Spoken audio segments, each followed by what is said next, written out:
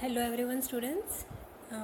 In mathematics we will continue the 7th chapter exercise 7.3.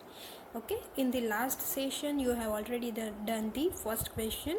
Okay, today we will start the second one. Okay, what the second question says, see the question.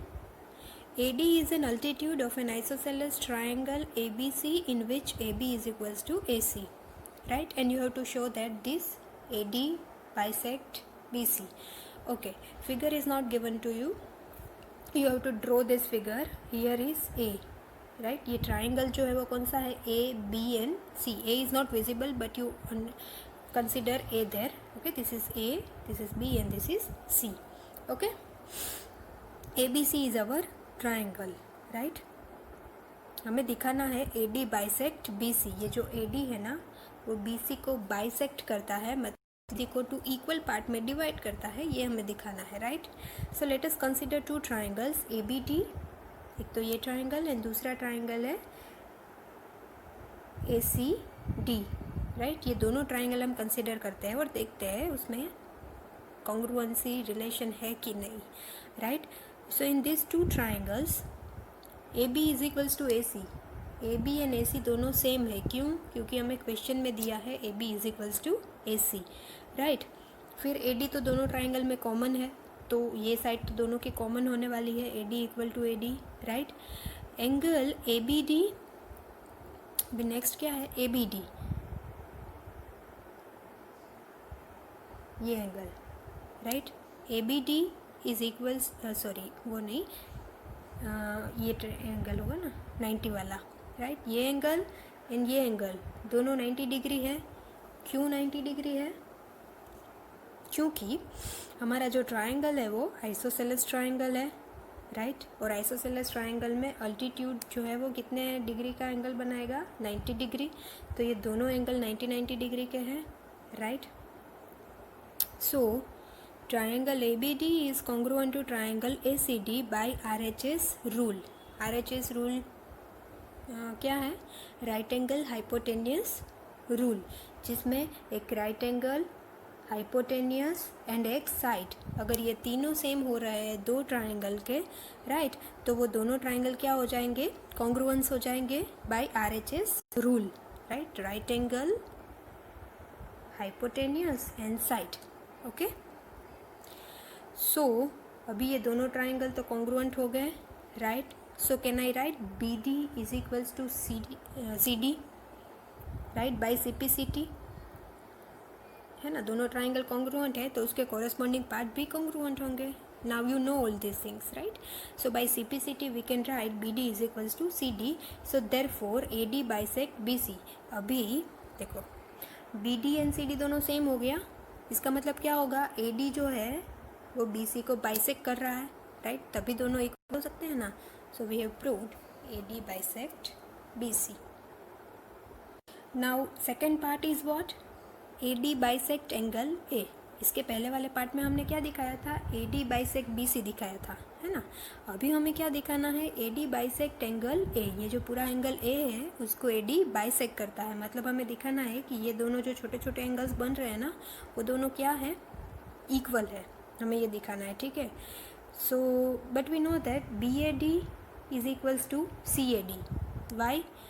As CPCT by CPCT as triangle ABD is congruent to triangle ACD. इसके पहले वाले part में हमने दिखा दिया कि triangle ABD and ACD दोनों क्या है? कॉन्ग्रुएंट है, राइट? तो इस वजह से ये एंगल भी दोनों सेम हो जाएंगे, राइट, बाई CPCT. तो भी ये दोनों एंगल सेम मिल रहे हैं, इसका मतलब क्या है? AD जो है वो A को बाइसेक्ट करता है, right? So simple. Now let us start the third question. Okay, second we have already done. What is the third question? Two AB and BC and the median AM of one triangle ABC are respectively equal to the sides PQ and QR and the median PN of the triangle PQR, right? See the figure 7.40. You see this figure 7.40. Both are the 7.40 figure, huh? Okay. Then you have to show that first part is triangle ABM is congruent to triangle PQN. ये हमें दिखाना है. Have you understood the question? Question में आपको क्या दिया है कि ये दो ट्राइंगल्स है, राइट, एक तो ये एंड दूसरा ये, दोनों ट्राइंगल में A B is equals to P Q, B C is equals to Q R and median दोनों क्या है, इक्वल, राइट। ये तीन चीज़ें आपको ऑलरेडी इक्वल दे दी गई है। आपको क्या प्रूव करना है, आपको क्या शो करना है, ए बी एम ट्राइंगल, ये A B M triangle is congruent to P Q R, ये दोनों ट्राइंगल को हमें कॉन्ग्रुएंट दिखाना है, right. So let us consider those two triangle first. हमने दोनों ट्राइंगल को कंसीडर कर दिया है, राइट। अभी इन दोनों में कॉमन इक्वल क्या है, A B is equals to P Q, वो तो हमें दिया ही है, इक्वल क्वेश्चन में ही दिया है, right. So we will use that. Then A M is equals to P N, ये भी इक्वल दिया है, A M and P N, right. Medians है दोनों, राइट, वो दोनों मीडियन इक्वल हमें दी है, राइट, ओके।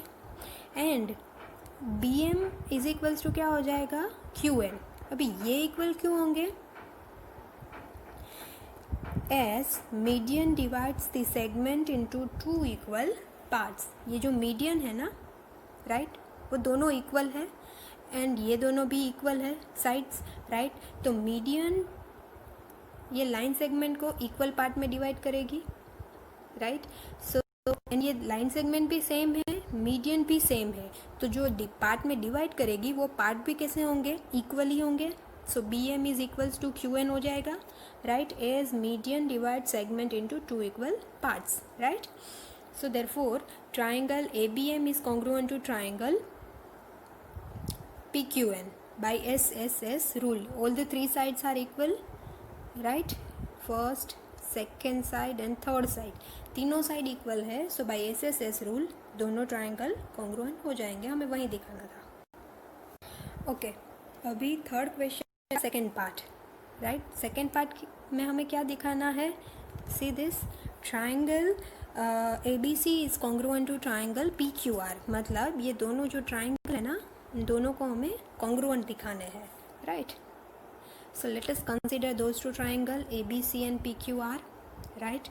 अभी इन दोनों ट्राइंगल में A B is equals to P Q है, हमें ऑलरेडी दिया ही है, A B is equals to P Q, right. Then B C is equals to Q R, ये भी हमें दिया है, B C is equals to Q R question में, right, okay. Now angle A B C, ये angle is equals to angle PQR. Why we can write this? So we can write this by simplicity as triangle ABM is congruent to PQN. इसके पहले वाले question में हमने ये already congruency दिखा दी है, right. कौन सी कॉन्ग्रुएंसी हमने दिखा दी है, ये ट्राइंगल की कॉन्ग्रुएंसी हमने दिखा दी है, राइट। सो देयरफॉर ये एंगल कैसे हो जाएंगे, इक्वल हो जाएंगे, ABC and PQR, right? So therefore so ultimately ABC triangle is congruent to PQR triangle by which rule, side angle side rule, ये side फिर angle and side, right, ये rule से क्या हो जाएंगे, दोनों triangle congruent हो जाएंगे, right. So this is all about the exercise 7.3.